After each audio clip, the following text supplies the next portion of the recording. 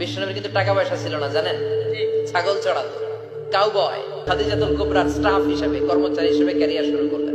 একদম ক্লিয়ার ফতোয়া। নবীকে যারা কাউবয়, স্টাফ, নবীকে যারা কর্মচারী বলেছে, এদের ব্যাপারে ইমামদের ফতোয়া, মান ইখতালাফা বিজানাবি সাল্লাল্লাহু আলাইহি ওয়াসাল্লাম ফাহুয়া কাফিরুন ওয়া মালউন ওয়া ফিদ দুনিয়া ওয়াল আখিরা। যারা নবীর শানে বিন্দু মাত্র কটূক্তি করেছে, নবীর শান কমিয়েছে, শব্দচয়ন নবীকে আঘাত করেছে, ফাহুয়া কাফিরুন, এরা কাফের, এরা কাফের, এরা কাফের, এরা মালউন। দুনিয়া আখিরাতে এদের উপর অভিসম্পদ হবে। আর তোদের মাহফিলে এত লক্ষ মানুষ সমাগম করে লাভ হবে কি যদি নবীর মুহাব্বতটাই না থাকে? যে ব্যক্তি নবীকে কাউবয় বলেছে, ওকে যদি না পান, ওর ছায়া যে এখানে পাবো, পা দিয়ে মানিয়ে মাটির সাথে তুলিশাত করে ফেলা হবে। ডান হাত তুলে বলো ঠিক কিনা? খবরদার, সাবধান। তোমরা কি খেয়াল করেছ, হযরতে ইউসুফ আলাইহিস সালামকে যখন মিশরের বাজারে উঠানো হয়েছিল, সবাই তিনাকে বলেছিল ইউসুফ গোলাম, ইউসুফ গোলাম। আমার আল্লাহ বলে একজন পয়গম্বরকে গোলাম বলেছে, আমি আল্লাহ বরদাস্ত করতে পারি না। তাই তো ইউসুফকে আমার আল্লাহ কিছুদিনের ভিতরে বাদশা বানিয়েছেন। বাদশা বানানোর পরে ওই এলাকার ভিতরে দুর্ভিক্ষ দিয়েছে। দুর্ভিক্ষ দেওয়ার পরে মানুষগুলো বলে, ইউসুফ আপনার খাদ্যের ভান্ডার থেকে খাদ্য দেন না। ইউসুফ পয়গম্বর বলে, কি আছে দাও? বলে, আমাদের গরু আছে, তাহলে গরুর বিনিময়ে খাওয়ানা। আর কি আছে? গরু তো শেষ। একটা ছাগল আছে, ছাগলের বিনিময়ে খাওয়ানা। এবার কি আছে? বলে, শাকসবজি আছে, শাকসবজির বিনিময়ে খাওয়ানা। আর কি আছে? আমাদের ঘর বাড়ি আছে, তাহলে ঘর বাড়ি তুমি আমার কাছে জব্দ দাও, খাওয়ানো। খাওয়া নিল। এরপর কি আছে? বলে, সন্তান আছে, তো সন্তান বিক্রি করা। সন্তান বিক্রি করে খাবার নিয়েছে। আরো সময় বাকি আছে কিছুদিন। ইউসুফ বলে, এখন তো আর তোমাদের খাওয়া পাবে না। কেন কেন? কিছুই নাই। আর কি আছে? বলে, নাই কিছু। ইউসুফ বলে, তোমরা তো নিজেই এখনো বিক্রি হলো না, তো নিজেকে বিক্রি করো আর খাবার নাও, জীবনটা বাঁচাও। বিক্রি করে দিয়েছে। সমস্ত মিশরের মানুষ ইউসুফের কাছে গোলাম হয়ে গিয়েছে। আমার আল্লাহ বলে, মনে পড়ে ইউসুফকে তোমরা গোলাম বলেছ, আমি আল্লাহ বরদাস্ত করতে পারি না, তাই সবাইকে ইউসুফের গোলাম বানিয়ে দিয়েছি। একজন ইউসুফের গোলাম বলার কারণে আমার আল্লাহ যদি বরদাস্ত করতে না পারে, নবীকে কাউবয় বলেছ, আমার আল্লাহ যাররা পরিমাণ ছাড় দিবে না। কথা বলো ঠিক কি না? আমার ভাইরা, আমি কোন নবীর প্রেমের কথা বলছি এরা বুঝতে পারে না। আরে ভাই, কাউবয় মানে হচ্ছে, আপনি যদি বলেন মেষ, রসুল সরকারে মদিনা গরু কখনো চড়াননি, রসুল মেষ ছড়িয়েছেন। রসুল দুইটা কারণে ছড়িয়েছেন। এক নম্বর কারণে রসুল ছড়িয়েছেন কারণ এটা সহমর্মিতা এবং ধৈর্যের জন্য। মেষ এবং ছাগল পাল যখন হাঁটে, ওরা স্লো হাঁটে, একটা যেদিকে যাবে বাকিগুলো ওই দিকে যাবে। রসুল বলে স্লো হাঁটলো, একটা ধৈর্যের পরীক্ষা। আর দুই নম্বর, রসুল মেষ চড়িয়েছেন। আসলে রসুল মেষ চড়াননি, বরং রসুল তার মূল্যবান সময়টা মেষকে দিয়ে ওই মেষদেরকে ধন্য করেছেন। একটু জবান খুলে বলে সুবহানাল্লাহ। আর রসুলকে স্টাফ বলা হয়েছে। রসুল নাকি কর্মচারী ছিল। হযরতে মা খাদিজার আল্লাহর কসম, মিথ্যাবাদীর উপর তোমার তা হলো মানন অভিশপ্ত। রসুল কখনো স্টাফ কর্মচারী ছিলেন না। রসুল মা খাদিজার সাথে ব্যবসা কেমন ভাবে করেছেন? মোদারাবা সিস্টেম। মোদারাবা সিস্টেম মানে হচ্ছে, তুমি আমাকে টাকা দিবা, আমি ব্যবসা করে যা ইনকাম করব, তোমাকে একটা পার্সেন্ট দেওয়া হবে, আমি একটা পার্সেন্ট রাখবো। মা খাদিজার থেকে আমার সরকারে মদিনা মুদারাবা সিস্টেমে ব্যবসা করেছে। মা খাদিজা রাদিয়াল্লাহু তাআলা আনহা টাকা দিয়েছেন, রসুল ব্যবসা করেছে, যা লাভ হয়েছে কিছু অংশ মা খাদিজাকে দিয়েছে, রসুল নিয়েছেন। এই জন্য রসুল মা খাদিজার ব্যবসার শেয়ার ছিলেন। একটু জবান খুলে বলে সুবহানাল্লাহ। সরকারে মদিনার শানে কথা বলতে খবরদার, শব্দ উচ্চারণে খবরদার। সূরা বাকারা কত সুন্দর আমার আল্লাহ বলেছে, লা তাকুলু রাইনা ওয়া কুলু উনজুরনা। রাইনা বলো না, রাখাল বলো না, উনজুরনা বলো। আর আমার আল্লাহ সূরা হুজরাতের মধ্যে রসুলকে শব্দ চয়নে টার্গেট করে ডাইরেক্ট বলে দিয়েছেন, লা তারফাউ আসওয়াতাকুম ফাওকা সাউতিন নবী। রসুলের শব্দের উপর শব্দ উচ্চারণ করবে না, তোমার জিন্দেগির আমল বরবাদ হবে। এত হুঙ্কার, এত গর্জন। বন্ধুকে আমার মতন বলিও না, কারণ বন্ধুকে আমি আল্লাহ নিজেও তো নাম ধরে ডাকি নাই। আমার আল্লাহ ডেকেছেন ইয়া আইয়ুহাল মুজাম্মিল, ইয়া আইয়ুহাল মুদ্দাসসির, ইয়াসিন। তো হ্যাঁ, আমার আল্লাহ বলেছেন লা উকসিমু বিহাদাল বালাদ। আমার আল্লাহ বন্ধুকে ডেকেছেন ওয়াদুহা ওয়াল্লাইলি ইযা সাজা। আমার আল্লাহ বন্ধুকে ডেকেছেন ওয়ামা ইয়ানতিকু আনিল হাওয়া ইন হুয়া ইল্লা ওয়াহিয়ুহা। আমার আল্লাহ বলে, বন্ধুকে নাম ধরা আমি আল্লাহ পছন্দ করি নাই, কারণ আমার বন্ধুত্বের সম্মান ক্ষুণ্ণ হবে। একটু জবান খুলে বলে সুবহানাল্লাহ। আমার আল্লাহ বন্ধুর সাথে এমন আচরণ করেছেন। আর তোমরা শব্দ চয়নে, এই জন্য বলি, যার দিলে রসুলের শানে গুস্তাকি, সে এটা বের করতে না চাইলে অটোমেটিকলি জবান দিয়ে গুস্তাকি বের হয়ে যাবে। আর সুন্নিদের অন্তরনবে প্রেম আছে, আমরা বের করতে না চাইলেও অটোমেটিকলি বের হবে, কারণ নবীকে সত্যিকার দিল থেকে আমরা মহাব্বত করি। তাই তো আমরা বারবার বলেছি, আমরা সুন্নিরা রিক্সার ড্রাইভার, আমরা ভ্যান চালক, আমরা মুচি, আমরা কুলি, আমরা মেথর, আমাদের টাকা নাই, বাড়ি নাই, গাড়ি নাই, আমরা গরিব হতে পারি, কিন্তু আমাদের কলব ছিঁড়ে দেখা এক সাগর পরিমাণ নবীর প্রেম মোহাব্বত আছে। নবীর প্রেমের কন্তি সুন্নিদের অন্তরণায় সব জায়গা ছাড় দেওয়া হবে। নবীর শানে গাদ্দারে বেয়াদবি করলে ছাড় দেওয়া হবে। জবান খুলে মনে হবে। হাজরাতে ইমাম ইউসুফ, আবু ইউসুফ যিনি আবু হানিফা রহমতুল্লাহ আলাইহির ছাত্র ছিল, সে আবু ইউসুফ একদিন বাদশাহ হারুন রশিদের লঙ্করখানা যেখানে রান্না করা হয় এখানে দাঁড়িয়ে আছে। হঠাৎ করে দেখলেন লাউ পাকানো হচ্ছে। একজন এসে বলল, মাশাআল্লাহ, লাউ তো সরকারে মদিনার অনেক পছন্দের খাবার, লাউ আমি পছন্দ করি, রাসূল পছন্দ করে। একজন এসে বলল, লাউ কিন্তু আমার পছন্দ না, আমি পছন্দ করি না। ইমাম আবু ইউসুফ হাত থেকে তলোয়ার বের করে বলে, এক এক করা ওয়াজিব হয়ে গিয়েছে। রাসূলের পছন্দের উপর অপছন্দনীয় শব্দ ট্যাগ লাগিয়েছে, নামাজতে দেওয়া হবে না। ওই লোকটা এবার কানে ধরলো, সেই তার মধ্যে পড়লো, তওবা করলো। তওবা না করলে তাকে দণ্ড করাটা ওয়াজিব ছিল। রাসূলের পছন্দের উপর অপছন্দনীয় শব্দ যেখানে আমার আল্লাহ বরদাস্ত করতে পারে না, সেইখানে রাসূলকে কাউবয় বলবা, রাসূলকে আবার স্টাফ বলবা, কর্মচারী বলবা, যেইখানে পাবো জিহ্বাটানি ছিঁড়ে ফেলা হবে। কথা বলো ঠিক কিনা? সেই রাসূলের প্রেম মোহাব্বত নিয়ে মৃত্যুর আগ পর্যন্ত রাসূলুল্লাহর গোলামি, খাজা গরিব নজর কদমে গোলামি করতে পারে। সবাই জবান খুলে বলি আমিন। কি একটু প্রতিবাদ করেছি, রাগ করেছেন? তুমি মেসওয়াক করা ফজিলত জানো, খাবার শেষে মিষ্টি মুখের হাদিসটাও মানো, শুধু হক কথাটা উচ্চ সুরে বলতে পারো না, অন্যায় দেখে বারুদ হয়ে জ্বলতে পারো না। কথা বলো ঠিক না? কেমন মুসলমান তুমি একটু বলো না, কেমন তোমার ঈমান একটু বলো না, তুমি মেসওয়াক করা ফজিলত জানো। আল্লাহর নবী সরকারে মদিনা সাল্লাল্লাহু আলাইহি ওয়াসাল্লামের গোলাম খাজা গরিব নওয়াজ বলে, ওইখান থেকে আমি এবার রওনা করলাম। রওনা করার পর আমি চলে এলাম হিন্দুস্তানের আজমির শহরে। আপনারা খেয়াল করেছেন আল্লাহর ওলির মাজারগুলা বেশিরভাগই পাহাড়ের উপরে। হযরত গরিবুল্লাহ শাহর মাজারটা পাহাড়ের উপরে। শাহজালাল বলেন, শাহপুরান বলেন, মিসকিন শাহ বলেন, বাইত বুস্তাবি রহমতুল্লাহ আলাইহি বলেন, আমানত শাহর মাজারটা লেভেল মনে হলো আপনি যখন নিউ মার্কেট থেকে রিক্সা নিয়ে যাবেন তখন দেখবেন রিক্সা উপরের দিকে কিন্তু উঠতে পারে না।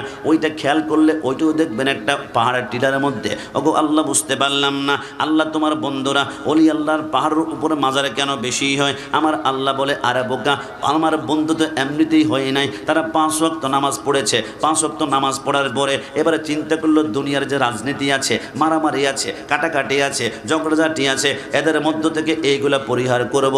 আল্লাহর ওলিরা চিন্তা করলো কোন জায়গার মধ্যে গেলে আমরা নীরব একটা পরিবেশ পাবো, যেখানে মারামারি নাই, যেখানে কাটাকাটি নাই। আল্লাহর ওলিরা বলে চোখটা বন্ধ করে দেখলাম সুন্দর নীরব পরিবেশের নাম হচ্ছে পাহাড়। ওই পাহাড়ে কোনো রাজনীতি চলে না, কোনো মারামারি নাই। ওইখানে বাঘ আছে, ওইখানে ভাল্লুক আছে, ওইখানে হাতি আছে, ওইখানে চুই পোকা আছে, এইখানে তেলা পোকা আছে, ওইখানে প্রাণী। আজকে থেকে মনে রাখবেন, জিন জাতি মানুষ ছাড়া আল্লাহ কাউকে জান্নাতে দিবেন না, জাহান্নাম দিবেন না। আল্লাহ কেন কেন? আমার আল্লাহ বলে জিন জাতি এবং মানুষ এই দুইটা জাতি ছাড়া আমি আল্লাহকে 1 সেকেন্ডের জন্য কেউ বলে না। পিপিলিকা বলো, মাকড়সা বলো, তেলা পোকা বলো, আমি আল্লাহকে 1 সেকেন্ডের জন্য বলে না। কোন সৃষ্টি যদি আমি আল্লাহকে, মানুষ জিন জাতি ছাড়া কোন সৃষ্টি যদি 1 সেকেন্ডের জন্য আমাকে বলে যায়, আমি আল্লাহর সাথে সাথে একে মৃত্যু দিয়ে ফেলি। একটু জবান খুলে বলি সুবহানাল্লাহ। কিন্তু একমাত্র আমি আল্লাহ মানুষকে মৃত্যু দেই না। মানুষকে আমি আল্লাহ বলেছি আমি রহমান, আমি রহিম। তোমরা গুনাহ করবে, গুনাহ করার পরে তওবা করলে আমি তোমাদেরকে মাফ করে দেব। আল্লাহর ওলিরা বলে, খোদার ইজ্জতের কসম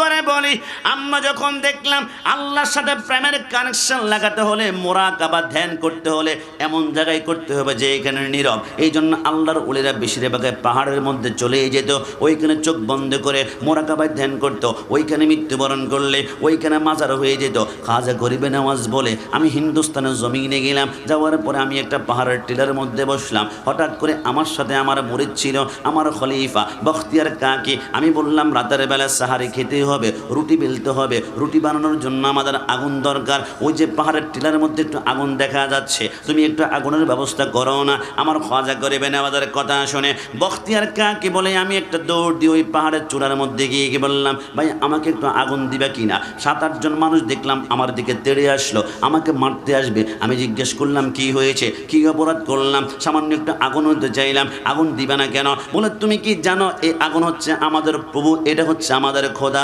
বলে কেমনভাবে খোদা? আমরা জানি মৃত্যুর পরে আমরা গুনাহ করলে নরকে আমাদেরকে জ্বালানো হবে। নরক হচ্ছে আগুনের একটা কুণ্ডলী। আমরা দুনিয়া থাকতে যদি আগুনের পূজা করতে পারি তাহলে আগুন আমাদেরকে জ্বালাবে না, আমাদের পশম পোড়াবে না, তাই নাকি? এটা কেমন কথা? খাজা গরিবে নওয়াজকে ডাক দিল। খাজা গরিবে নওয়াজকে ডেকে বলে কোনো আগুন তো দেওয়া হচ্ছে না, এরা আগুনের পূজা করে। খাজা গরিবে নওয়াজ চিৎকার দিল, আল্লাহ তোমার কদমে সেইটা করে যে শান্তিটা পাই, তো ওই আগুন তো তুমি সৃষ্টি করে যারা বুঝে না কেন? খাজা গরিবে নওয়াজ বলে, হে হিন্দু ভাইরা কষ্ট নিবা না, তোমরা যে আগুনের পূজা করছো কতদিন যাবৎ পর্যন্ত করো? বলে আমরা আগুনের পূজা 3.5 বছর পর্যন্ত করি, সকাল থেকে সন্ধ্যা পর্যন্ত 60 জন মানুষ আগুনটা জ্বালায়। আবার সন্ধ্যা থেকে ডিউটি একজনের শুরু হয়, ফজর পর্যন্ত 7 জন। 350 বছরে এই আগুনটাকে আমরা কোনো মতেই নিভতে দেই না। কেন কেন? বলে আগুনের পূজা করলে আগুন আমাদেরকে পোড়াবে না।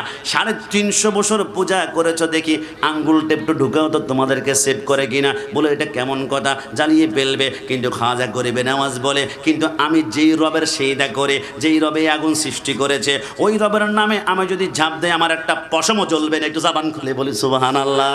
বলে এটা কেমন কথা? বলে আমি যদি ওইখানে আগুনে ঝাঁপ দিয়ে বের হয়ে আসতে পারে, তোমরা কি ইসলাম ধর্ম গ্রহণ করবে, এক আল্লাহকে ডাকবে? বলে অবশ্যই। খাজা গরিবে নওয়াজ বলে আল্লাহু আকবার বলে যখন আগুনের যখন ঝাঁপ দিল, বের হয় না। কিছুক্ষণ হয়ে গেলে হিন্দুরা কান্না কাটে, আহা একটা সুফি দরবেশ কেমন বোকা মানুষ, আগুনের মধ্যে লাফ দিয়ে নিজের জীবনটাকে কোরবান করে ফেললো। কান্না যখন করলো, খাজা গরিবে নওয়াজ আল্লাহু আকবার বলে ঝাঁপ দিয়েছে। আর বের হওয়ার সময় ইয়া রাসূলুল্লাহ ইয়া রাসূলুল্লাহ বলে যখন বের হচ্ছে, ওই শ্বাসের সাথে সাথে 7 জন হিন্দু যারা ছিল, অন্যান্য অগ্নি পূজক যারা ছিল, তারা বলে না না, এত বছর আগুনের পূজা করে আগুন আমাকে বাঁচাতে পারে না, যে আল্লাহর নাম ধরার কারণে আগুন জ্বালায় না। কালিমা পড়ে দাও, আমরা সকলে মুসলমান হয়ে যাই। একটু জবান খুলে বলি সুবহানাল্লাহ। পরের জায়গা পরের জমিন ঘরে বানায় আমি রই, আমি তো সে ঘরের মালিক নই। কি কষ্ট হচ্ছে আমাদের? বলো না, পরের জায়গা পরের জমিন, পরের জায়গা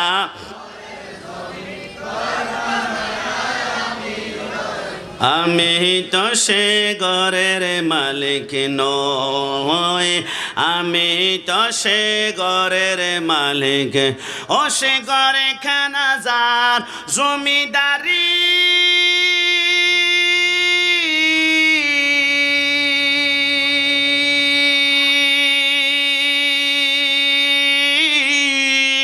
আমি পাই না তাহার হুকুম জারি, আমি পাই না জমিদারের দেখা, পাই না জমি দেখা, মনের দুঃখ কারে কই, আমি তো সে ঘরের মালিক নই, আমি তো সে ঘরের মালিক নই। শেষবারের মতন পরের জায়গা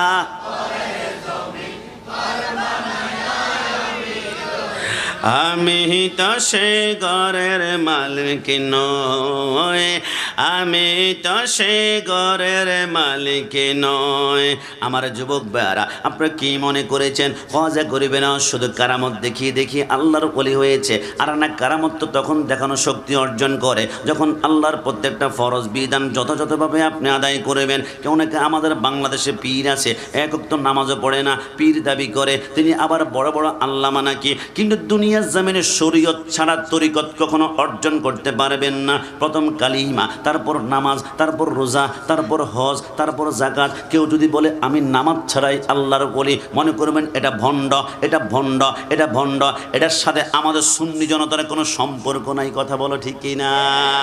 আল্লাহর ওলি খাজা গরিবে নওয়াজ বলে, পৃথিবীর জমিনে আল্লাহকে রাজি করার জন্য সবচেয়ে বড় ইবাদতের নাম তোমরা জানো কি জানো না? ওয়াল্লাযীনা আল্লাযীনা ইয়াবিতুনা লিরাব্বিহিম সুজদান ওয়া কিয়ামা। এটা হচ্ছে আল্লাহর কুদরতি কদমে সেইদা। খাজা গরিবে নওয়াজ বলে তোমরা লিখে রাখো 6.5 লক্ষ বছর একটানা যদি তুমি জিকির করো ইল্লাল্লাহ ইল্লাল্লাহ ইল্লাল্লাহ 6.5 লক্ষ বছর একটানা জিকির করলে যতটুকু সওয়াব পাওয়া যাবে, শুধু একটা সেইদার মধ্যে 3 বার সুবহান রাব্বিয়াল আলা সুবহান রাব্বিয়াল আলা করে একটা সেইদা করলে 6.5 লক্ষ বছরের চাইতে তোমার ইবাদতের পাল্লা একটা সেইদা বাড়ি হয়ে যাবে। হুজুর বুঝলাম না, আমি তো ম্যাথমেটিকে গোল্ডেন A+ পেয়েছি, আমি অ্যালজেব্রা বীজগণিত ভালো বুঝি, পরিসংখ্যানটা ভালো বুঝি, কিন্তু 6.5 লক্ষ বছরের জিকির আর একটা সেইদার দাম আল্লাহর দরবারে বেশি। আমার আল্লাহ বলে অঙ্ক যদি না বোঝো তাহলে আমার সাথে অঙ্ক করো।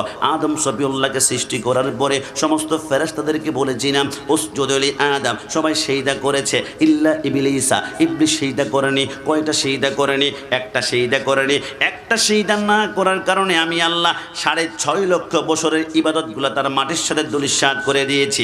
একটা সেইদা না করার কারণে 6.5 লক্ষ বছরের নাম ইবাদত যদি মাটির সাথে মিশাতে পারে, কোনো বান্দা যখন একটাই সেইদা করে 6.5 লক্ষ বছর সমপরিমাণ সওয়াব তার আমল নামায় আমি আল্লাহ দিতেও পারি। একটু জবান খুলে বলে সুবহানাল্লাহ। আরে যুবক, পায়ে ধরে প্রার্থনা করে নামাজ ছাড়া দুনিয়াতে কিছু পাবে না। হুসাইন বলে কারবালার জমিনে আমি যখন তলোয়ারটা থামিয়ে ফেললাম, আমার উপরে 4000 সৈন্য এজিদ বাহিনী কুত্তাগুলা আমার উপর তীর ধরলো, আমার উপর বল্লম ধরলো, আমার উপর খঞ্জর ধরলো। হুসাইন তলোয়ারের নিচে এজিদ বাহিনীকে বলেছিল কিছুই চাই না, একটা জিনিস চাই। এজিদ বাহিনী বলে কি চাও? হুসাইন তলোয়ারের নিচে কি চেয়েছে আপনারা কি জানেন? ইয়া আইয়ুহাল্লাযীনা আমানুস্তাঈনু বিস-সাবরি ওয়াস-সালাহ, আমাকে 2 রাকাত নামাজ পড়ার সুযোগ করে দাও। হুসাইন তলোয়ারের নিচে বলে নামাজ। আমি আমার বন্ধুকে বলি বন্ধু নামাজ পড়বি না, আমার প্যান্টে একটু সমস্যা আছে, দোস্ত নামাজ পড়বি না, আমার লুঙ্গিতে একটু সমস্যা আছে, দোস্ত নামাজ পড়বি না, গতকালকে রাতে গোসল করতে পারে নাই, বন্ধু নামাজ পড়বি না, আমার খেলাটা একটু বাকি আছে। কত অজুহাতের কোনো শেষ নাই। হুসাইন তলোয়ারের নিচে বলে নামাজ, আর আমার সময় আছে আমি নামাজ পড়ি না। হুসাইন দাবি করতে পারবেন না। আরে যুবক, কোন নামাজের কথা বলছি? কসম করে বলি, আমার নবী যখন প্রথম ইসলামের দাওয়াত দেন, প্রত্যেক দিন ফজর নামাজ পড়ে আমার নবীর চেহারাটা ফিরাই সাহাবায়ে কেরামদেরকে তালিম দেন। রসুল যখন চেহারাটা ফিরায়, টপ করে একজন মুসল্লি পিছন দিক থেকে বের হয়ে যায়। একদিন, 2 দিন, 1 সপ্তাহ চলে গেল। আমার নবী বলে কিরে সিদ্দিক আকবর, আমি রসুল্লাহর চেহারার দিকে তাকাই জন্য তোমরা পাগল পারা হয়ে দেখো। 70 জন আসহাবে সোফার বিভিন্ন সাহাবী আছে, ওরা পর্যন্ত বসে থাকে, কিন্তু আমি চেহারাটা ফিরালে একজন সাহাবী পিছন দিক থেকে বের হয়ে যায়। এনার নাম কি? রসুল। ইনি হচ্ছেন জলিল কদরের সাহাবী হযরত তালহা। আমার রসুল বলে আগামীকাল বলবা আমি চেহারা ফিরালে কোনো মতেই যাতে করে না যায়, আমার সামনে বসেই রাখবে। আমার রসুল পরের দিন ফজর নামাজটা পড়ে যখন চেহারাটা ফিরালো, হযরত তালহা অপরাধীর মতো মাথা নিচু করে চোখের পানিগুলো টপ টপ করে পড়ছিল। আমার নবী বলে কিরে তালহা, আমি চেহারা ফিরালেই তুমি চলে যাও, আমার চেহারা কি বড্ড ভালো লাগে না? হযরত তালহা কাঁদতে শুরু করলো, নবী তলা আল বাদরু আলাইনা, আপনার চেহারা পূর্ণিমার চাঁদের চাইতে 70,000 গুণ সুন্দর, কিন্তু তারপরে চলে যাও কেন? নবী আপনার চেহারার ব্যাপারে আমাকে কিছু বলিয়েন না। হুসনে ইউসুফ পে কাটে মিসরে মে আঙ্গশতে জানা সর কাটাতি হে তেরে না মেফে মর্দানে আরব। ওই যে মিশর রমণীরা ইউসুফের চেহারা দেখে তারা হাতের আঙ্গুল কোনই পর্যন্ত কেটে ফেলেছে। নবী আল্লাহর কসম, ওই রমণীগুলো যদি ওই মুহূর্তে আপনাকে দেখতো, হাতের কলিজা পর্যন্ত কাটলে ওরা বিন্দু মাত্র টের পেত না। একটু জবান খুলে বলি সুবহানাল্লাহ। আল্লাহর নবী সরকারে মদিনা বলে তালহা বলে নবী, আমার নবী বলে কিরে তালহা, এত সুন্দর চেহারা বর্ণনা তুমি দিচ্ছ, তারপরে তুমি পিছন দিক থেকে আমি চেহারা ফিরালেই তুমি চলে যাও কেন? তালহা কাঁদতে শুরু করলো, নবী আপনাকে কিভাবে আমি বলবো? আমার ঘরের মধ্যখানে আমার গলা পর্যন্ত লম্বা একটা গর্ত আছে, ওই গর্তের ভিতরে আমার স্ত্রী এখন উলঙ্গ অবস্থায় বসা। বুঝলাম না কেন ওকে ইয়া রাসূলুল্লাহ, আমার স্ত্রী আর স্বামীদের মধ্যে দুইজনের একটা মাত্র কাপড়। আমি যখন নামাজ পড়ার জন্য ঘর থেকে বের হই, তখন আমার স্ত্রী উলঙ্গ অবস্থায় গর্তের ভিতরে দাঁড়িয়ে থাকে। আমি যখন এই মসজিদ থেকে যাওয়ার পরে ঘরের মধ্যখানে অ্যাটেন্ড করব, আমার স্ত্রী গর্ত থেকে উঠবে, আমার পোশাকগুলো আমি খুলে নিজে উলঙ্গ হয়ে আমি গর্তের ভিতরে ঢুকবো। তারপর আমার স্ত্রী নামাজ পড়ে বেরোবে। জোহরের টাইম তো লম্বা টাইম থাকে, আসর তো লম্বা টাইম থাকে, মাগরিব হলো একটু হলো লম্বা থাকে, কিন্তু ঈশার টাইমটা লম্বা থাকে, কিন্তু ফজরের টাইমে তো ছোট। আর নবী আপনি যখন চেহারা একবার ফিরাবেন, আপনার চেহারার দিকে যদি একটা নজর একবার পড়ে যায়, দুনিয়ার সব মায়া, দুনিয়ার সব মোহাম্মদ, ওই চেহারা থেকে চেহারা আমি আর ফিরাতে পারবো না। নবী একমাত্র নামাজটা কাজা না হয় মতো নামাজটা আদায় করার জন্য আপনি চেহারা ফেরানোর আগে আমি দৌড় মারে। আল্লাহর নবী চোখের পানিগুলো ছেড়ে বলল, তালহা নামাজের জন্য এত ত্যাগ, এত ভালোবাসা যা ডিক্লেয়ার করে দিলাম, দুনিয়া থাকতে 10 জন সাহাবীকে আমি রাসূল জান্নাতের সার্টিফিকেট দিলাম। সিদ্দিক জান্নাতি, ওমর জান্নাতি, ওসমান জান্নাতি, আলী জান্নাতি। তুমি তালহা যেহেতু নামাজকে ভালোবেসেছ, তুমিও দুনিয়া দেখতে আমি সার্টিফিকেট দিলাম জান্নাতে। জোরে বলে সুবহানাল্লাহ। রোজে হাসরে প্রথম প্রশ্ন, নামাজ পড়েছ না কি? নামাজ ছাড়া সবই আমল দেবে তোমায় ফাঁকি। নামাজ হবে প্রথম হিসাব, নামাজ হবে প্রথম হিসাব। হাদিসে তেরয়,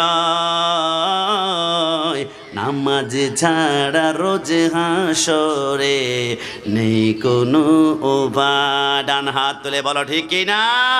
নামাজ ছাড়া রোজ হাসরে নেই কোনো উপায়। কোরআন হাদিস খুলে দেখো, কোরআন হাদিস খুলে দেখো, পাবে সবে জায়গায়। নামাজ ছাড়া রোজ হাসরে নেই কোনো উপায়। নামাজ ছাড়া রোজ হাসরে নেই কোনো উপায়। যুবক আমার, পর্দানিসীন মা বোনরা, এবার সর্বশেষ প্রশ্ন আসে। খাজা গরিবে নওয়াজ বলে, হিন্দুস্তানের জমিনে গিয়ে আমি যখন আয়না সাগরের পানি চেয়েছিলাম, তখন আয়না সাগরের পানি দেওয়া হচ্ছিল না। এবার আয়না সাগর নির্দেশ করলাম, আয়না সাগরের পানি বদনার ভিতরে আসলো। 90 লক্ষ হিন্দু মুসলমান হয়ে গেল। এই কারামত আমাদের চট্টগ্রামের অলি আল্লাহর পূর্ণভূমি। 5 বছর বাচ্চাও জানে, 6 বছর বাচ্চা জানে। কিন্তু আমার প্রশ্ন, অনেকে বলে ইমাম হুসাইন যদি জান্নাতের যুবকদের সরদার হয়ে থাকে, কারবালার জমিনে আলী আসগর পানির জন্য চটপট করেছে, আলী আকবর করেছে, 72 জন করেছে, হুসাইন কেন এক ফোঁটা পানি দিতে পারলো না কারবালার জমিনে? তাহলে হুসাইনের মনে পাওয়ার নাই? আরে বোকা, ইমাম হুসাইন কারবালার জমিনে 1 কোটি বার পানি দিতে পারত, কিন্তু পানি কেন দেয় নাই? হুসাইন কেন দেন নাই? ইমাম হুসাইন বলে, আরে আমি পানি দিতে পারবো না কি না পারবো, তোমরা আমাকে প্রশ্ন না করে একটু কল্পনা করো। আমি হুসাইনের গোলামের গোলাম, আমার গোলামের গোলাম নাম হচ্ছে আব্দুল কাদের জিলানী। আব্দুল কাদের জিলানীর গোলামের নাম হচ্ছে খাজা মঈনুদ্দিন চিশতি। আমি গাউসুল আজমের গোলাম। যদি সমস্ত আয়না সাগরের পানি বদনার ভিতরে চলে আসে, আল্লাহর কসম হুসাইন বলে, আমি মুনিব হয়ে যদি ফোরাতের তীরটাকে একটাবার ডাক দিতাম, আমার তাঁবুর ভিতরে সমস্ত পানি চলে আসতো। কিন্তু হুসাইন কেন ডাক দিলেন না? আল্লাহর নবী সরকারে মদিনাতে হুসাইন বলে, কসম আমি ডাক দেই নাই। কেন জানো? খাজা গরিবে নওয়াজকে জিজ্ঞেস করো, উনি যে আয়না সাগরের পানি বদনার ভিতরে আসলো, এটাকে কি বলে? বলে এটাকে কারামত বলে। হে খাজা, আপনি কারামত কেন দেখিয়েছেন? খাজা গরিবে নওয়াজ বলে, কারামত আমি দেখাতাম না, আমি দেখলাম ডানে হিন্দু, বামে হিন্দু, সামনে পিছনে হিন্দু। এই হিন্দুদেরকে মুসলমান করাতে হলে একটা কারামত দেখালে ওরা আশ্চর্য হয়ে যাবে, ওরা আশ্চর্য হয়ে ইসলাম ধর্ম গ্রহণ করবে। তাই তো আমি কারামত দেখিয়েছি। এক কারামতে 90 লক্ষ হিন্দু মুসলমান হয়ে গেল। হুসাইন বলে, আমি ফোরাতের পানি তাঁবুর ভিতরে আনবো। কারামত আমি কাকে দেখাবো? আমার সামনে কোনো হিন্দু তো নাই। কারাবালার জমিনে যারা ছিল, সামনে মুসলমান ছিল, পিছনে মুসলমান ছিল, ডানে মুসলমান ছিল, বামে মুসলমান ছিল। মুসলমান যেইখানে থেকে ওইখানে কারামত দেখানোর প্রয়োজন নাই, ওইখানে প্রমাণ করতে হবে কে হক কে বাতিল। আরে আমার কর্ণপুরের বাইরে আমরা যখন মোটর সাইকেল R15 চালাতে যাই, তখন আমরা মাথার মধ্যে হেলমেট পরি, হাতের মধ্যে কিছুই পড়ি না, পায়ের মধ্যে কিছু কিছুই পড়ি না। এ যুবক বুঝতে পারলাম না, হাতে কিছু পড়লা না, পায়ের মধ্যে কিছু পড়লা না, মাথায় হেলমেট করে পড়েছ। ওই যুবক বলে, হুজুর কষ্ট নেবেন না, হাত ভাঙলে চট্টগ্রাম এবার কেয়ার হসপিটালে আমি জোড়া লাগাতে পারবো, আমার পা ভাঙলে আমি মাদ্রাসার মধ্যে গিয়ে অপারেশন করতে পারবো, কিন্তু মাথা যদি একবার আঘাত লেগে যায়, আমার মাথা ছন্ন বিচ্ছন্ন হয়ে গেল, আমি মৃত্যুবরণ করব না। হুসাইন বলে, কিরে যুবক, কিরে কর্ণ বলে, কিরে চট্টগ্রামের যুবকরা, তোমরা মাথা বাঁচানোর জন্য হেলমেট পরো, হাত দেওয়ার জন্য প্রস্তুত আছো, পা দেওয়ার জন্য প্রস্তুত আছো, কিন্তু আমি হুসাইন এই হাতটাকে বাতিলের হাত থেকে রক্ষা করার জন্য আমি গরদান দিয়ে বুঝিয়ে দিলাম, যারা হুসাইনি এরা জীবন দিবে, ইমান কখনো বিক্রি করবে না। ডান